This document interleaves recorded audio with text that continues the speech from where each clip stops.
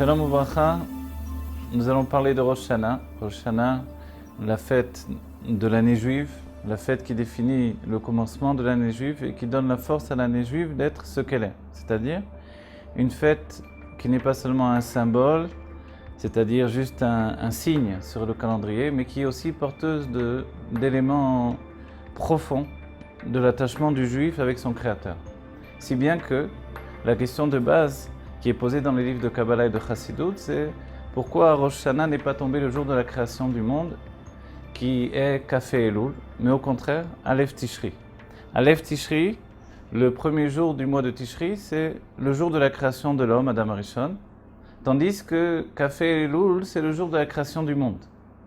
Qu'est-ce qui se passe à Rosh Hashanah? Le monde est remis sur, on va dire, les dés du destin de Dieu.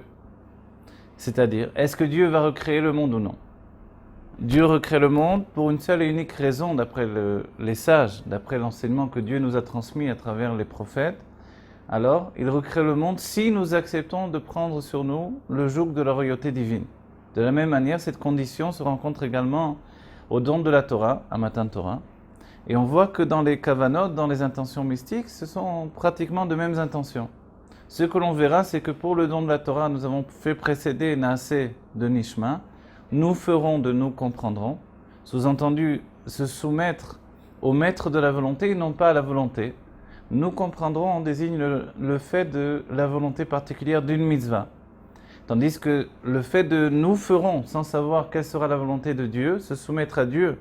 Et comme les sages nous l'ont dit, s'ils nous avaient demandé d'aller couper du bois dans les champs, dans la forêt, on serait parti couper du bois. Au lieu de ça, nous faisons les mitzvot, qui sont en fait la volonté de Dieu corporisée dans la matière du monde. La matière du monde, c'est justement le destin de la lumière divine de s'attacher à cette matière. Et pour ce faire, elle doit, au préalable, prendre sur elle une condition. Quelle est la condition? La matière du monde qui devient le corps du juif, puisque le corps du juif est fait, ou le corps de l'homme est fait à partir de la matière du monde, la terre du monde, dans lequel se trouve l'essence de Dieu. Alors cette matière, elle doit se soumettre à Dieu. Pourquoi? Pour devenir un réceptacle d'élévation de la matière et un réceptacle de purification de cette matière. Pour ce faire, il faut auparavant recevoir sur nous le joug de la volonté, de la royauté divine. Volonté et royauté, à Rosh Hashanah, se conjuguent. Il y a un enseignement dans la Chassidut qui nous dit que, et cet enseignement on le retrouve dans les yeshivot depuis la création de Tomchet Mimim, alors les yeshivot Chabad, à savoir avec quel nekuda je vais venir à la fête de Rosh Hashanah. Avec quel point de compréhension je peux venir? Quel est mon bagage? Alors l'enseignement est assez simple. Couronner le roi. Je viens à Rosh Hashanah couronner le roi. C'est tout. Si je viens avec cette intention, on peut dire que profondément, intimement, dans toutes les intentions, j'ai fait Rosh Hashanah. On va dire, mais peut-être qu'il y a d'autres intentions, du genre penser à ses fautes, pleurer sur les fautes que j'ai fait auparavant, me sentir comme un misérable devant Dieu. La Chassidut dira, tout ça c'est bien. Pour le Cheshbon Nefesh de Chodesh Elul, c'est-à-dire de prendre sur soi-même, de faire effectivement tchouva. Je fais le compte de mes actions, ce qui est bien, je vais le renforcer. Ce qui est mal, je vais le faire disparaître de ma vie, de ma pensée, de mes paroles, de mes actions, et prendre des bonnes décisions pour l'avenir.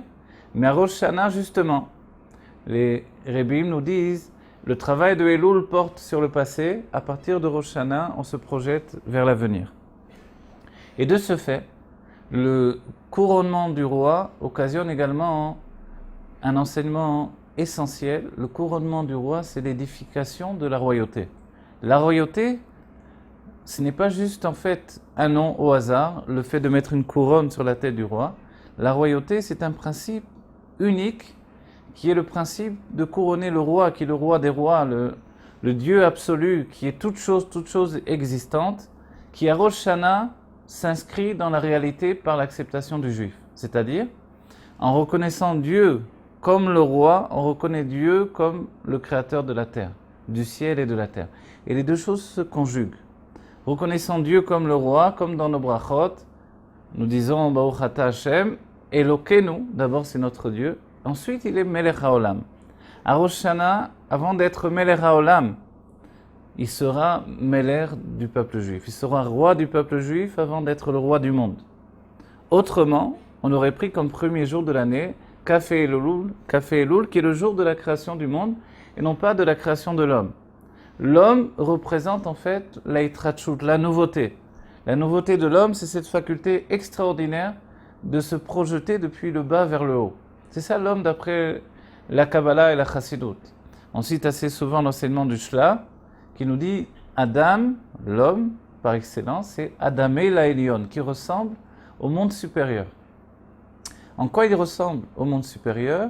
Il le ressemble dans le fait qu'il a d'abord la tête en haut, le corps va suivre et puis les pieds vont terminer le travail qui fait que la personnalité depuis le haut vers le bas va s'attacher les pieds sur terre. On va dire, mais est-ce que ce n'est pas le propre de toute la création d'être la tête en haut et puis les pieds en bas? On verra que les animaux ne vont pas de cette même manière. Les animaux ont la tête vers le bas et la tête et le corps sont au même niveau. Si bien que la spécificité de l'homme, c'est justement d'avoir la tête en haut. C'est-à-dire la possibilité de dégager sa tête de l'enfermement de la matière. Et de ce fait-là, Rosh Hashanah, nous venons dire à Dieu, voilà, c'est vrai que pendant toute l'année, j'ai été un homme attaché aux affaires de ce monde. Mais maintenant, depuis qu'il y a eu le travail du Chodesh Elul, du mois de Elul, où nous avons tous pris conscience que le roi se trouvait dans le champ, il se trouvait à portée de chacun d'entre nous, alors j'ai fait un travail véritable sur moi-même. J'ai travaillé pour devenir meilleur, tout simplement. Je ne dois pas, outre mesure, pleurer sur mon passé. J'ai fait une faute, Avera, de l'étymologie de Avra, qui est déjà au passé, et maintenant j'avance. J'avance vers quoi? Vers un homme meilleur.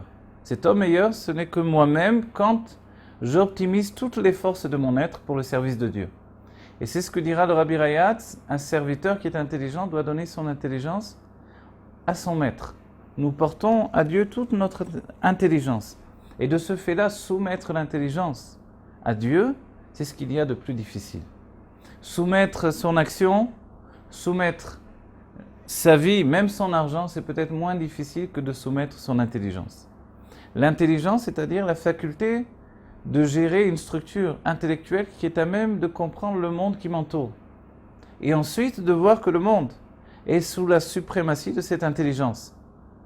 Et c'est le règne de l'homme, l'homme intelligent.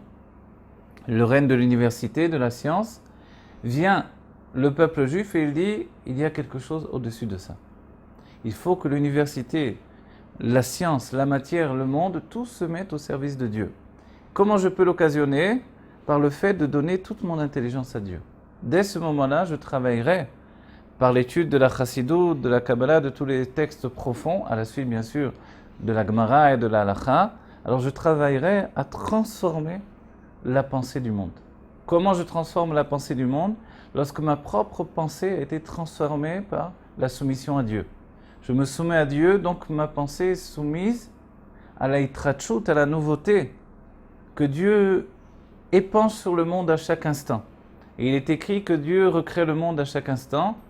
C'est la nouveauté de l'explication de l'Admor HaZaken. Il recrée le monde à chaque instant. Pourquoi? Pour ne pas oublier qu'il a créé le monde. Ne pas oublier qu'il a créé le monde, c'est ne pas oublier que le juif à Rosh Hashanah a accepté de prendre sur lui le joug de la royauté divine. Je viens et je dis à Dieu, voilà, tout ce que j'inclus dans ma compréhension, tout le monde qui est autour de moi, qui n'est finalement que la perception que j'ai moi-même du monde, cette perception générée, gérée, dirigée par l'intellect, je la soumets à Dieu. Je la soumets à toi, qui est le roi des rois, le Dieu absolu, qui est toute chose et qui est le monde lui-même. De ce fait-là, toute la création se soumet à Dieu. Alors, dans l'ordre des choses, automatiquement le monde est recréé.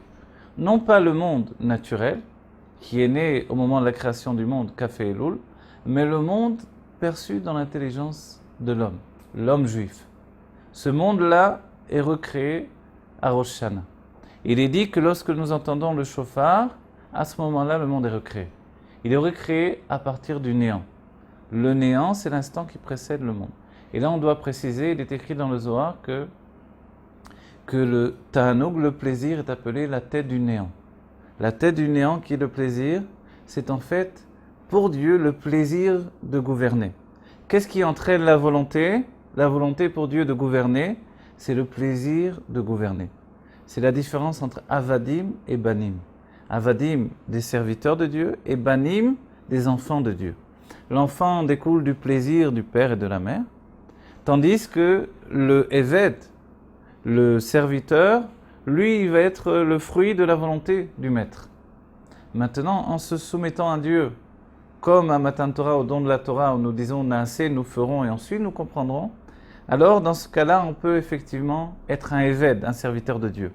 À Rosh Hashanah, il ne suffit pas d'être un Eved, un serviteur de Dieu, on mettra en avant également les Banim. Banim, le fait d'être fils de Dieu, c'est de dire que, au-delà de tout, nous venons de la pensée intime et profonde, le plaisir intime et profond du Créateur qui est comparable au plaisir d'un père et l'amour d'un père qu'il a pour son enfant. De cette manière-là, Rosh Hashanah, en venant avec toute cette conscience-là, Dieu est proche de nous et nous sommes proches de lui.